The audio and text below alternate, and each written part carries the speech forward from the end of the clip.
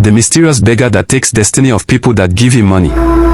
You need to watch this video till the end to learn a very big lesson that will help your life and your future. The day I gave that beggar money was the day my life finished. I lost everything, my job, my wife, my voice, even my soul. Uche Obiora, once a billionaire, now crawling mad on the streets of Lagos. It started in Lagos, under the hot sun, near the famous Ojulegba Bridge. People always saw an old beggar sitting beside a broken electric pole. He wore the same dirty clothes every day. His eyes were empty. His lips never moved. Yet, every time someone dropped money into his rusty plate, something strange happened to them later. Before we continue, please take a moment to like this video and subscribe to this channel for more videos and share this video so that others can learn from it. Some became mad. Some disappeared. Some lost their jobs, lovers, or minds. But nobody connected it to the beggar. Not yet.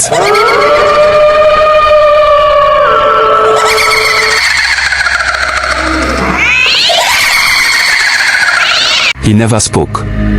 He never blinked. But somehow, he was always their sun, rain, flood, harmattan. He looked like a statue, but he was real. Uche Obiora was once called Africa's youngest tech billionaire. At 34, he owned a company worth 8 billion naira.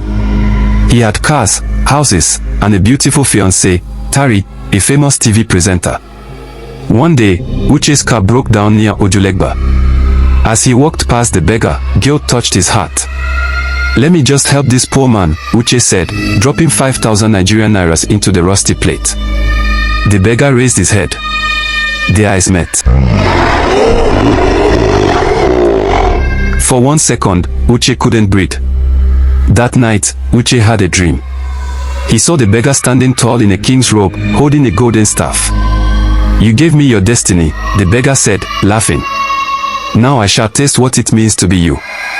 Uche woke up screaming. From that moment, his life began to crumble. His company crashed. His accounts were hacked. Tari left him. Uche lost his voice. His eyes became red, and he started hearing whispers.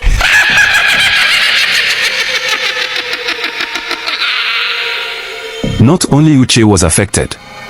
A pregnant woman, who gave the beggar money for safe delivery, lost her baby and ran mad. A rich pastor, who gave 1,000 Nigerian nairas to the beggar, was caught cheating and exposed on live TV. A street boy, who stole a 50 Nigerian nairas note to give to the beggar, was found dead in a canal the next morning, eyes wide open, mouth full of sand. People began to whisper, "That beggar, he is not ordinary. That man is a taker of destinies." But it was already too late. In faraway Izioma, a young girl named Emeka, 19 years old, had visions. Her grandmother told her, "You are the seer, the last of our bloodline. You can see hidden things." One night, Emeka saw a dream, a shadowy beggar walking through blood, collecting stars from people's heads. Her grandmother screamed when she described him. That is the Oji destiny, the spirit of stolen glory. He was cursed by the gods to roam forever, until a seer stops him. Emeka's journey to Lagos began. Back in Lagos, a young journalist named Emeka started noticing a pattern. He traced 17 people who gave the beggar money.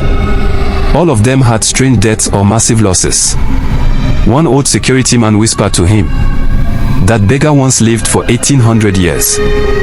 He was a prince who betrayed his village to white men for gold. They cursed him. Now he must steal glory to live forever." Emeka published the story. It went viral.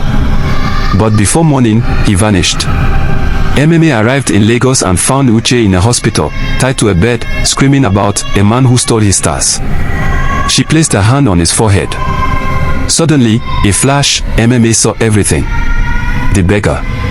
The curse. The royal betrayal. The ancient gods. Emeka said, "Uche, your destiny is not lost. It's locked.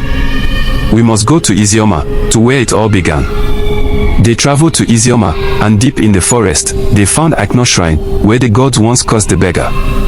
A priest told them, "Only one way to stop the curse, find the beggar's real name and return it to the gods." but the name was hidden in Astore's 7 forgotten tombs across Africa. As they journeyed together, Uche and MMA fell in love. But the closer they got to breaking the curse, the more MMA's health began to fail. Uche cried, "Why are you dying?" MMA smiled faintly. "Because I carry light, and he feeds on it." The beggar, now aware of their journey, changed form. He became young, handsome, and started seducing women, stealing destinies faster than ever. He went by the name Kolu, now a charming billionaire giving out scholarships and doing giveaways on social media. Nobody suspected him, except MMA. MMA, Uche, and a small group of ancient guardians began to chase him across Africa, from Accra to Kigali, from Abuja to Kampala, visiting tombs and unlocking secrets. Each tomb gave them a piece of his true name. But time was running out. If they failed before the 7th moon, all who gave him money would die completely.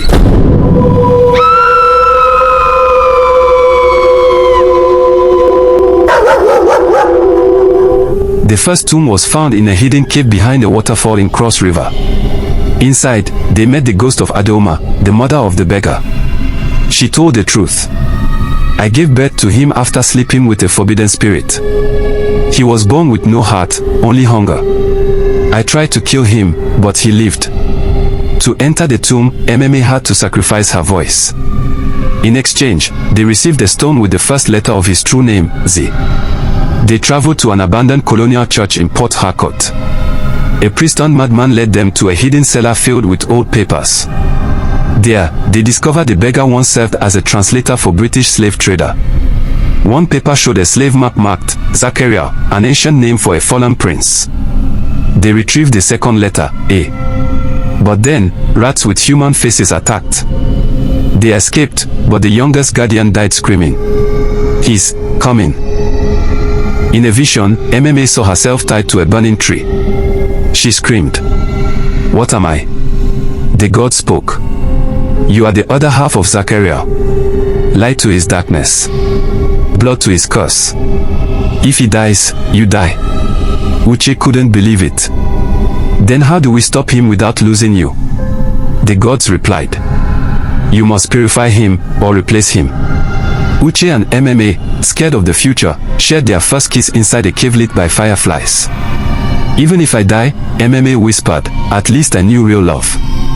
But their kiss opened the gate and the beggar felt it.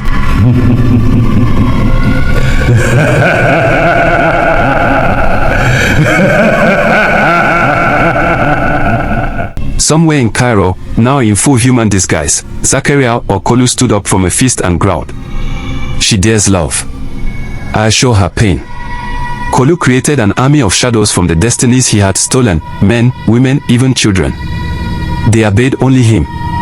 He named them the Nameless Ones. They began hunting MMA and Uche across cities, attacking their minds through dreams, whispers, and hallucinations.